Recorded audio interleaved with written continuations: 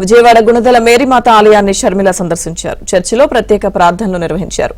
100 ఏళ్ల మేరీమాత ఉత్సవాల చరిత్రను షర్మిల బిషప్ను అడిగి తెలుసుకున్నారు. రేపటి నుంచి 3 రోజుల పాటు మేరీమాత ఉత్సవాలు జరగనున్నాయి. లక్షల సంఖ్యలో భక్తులు వచ్చే అవకాశం ఉండడంతో పూర్తి ఏర్పాట్లు చేశారు.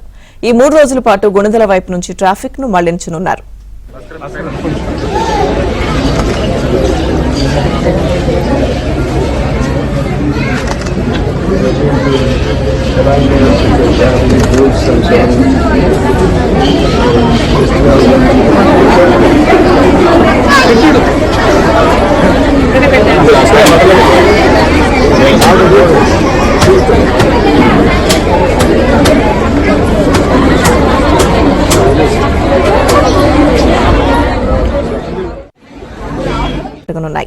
లక్షల సంఖ్యలో భక్తులు వచ్చే అవకాశం ఉండడంతో పూర్తి ఏర్పాట్లు చేశారు.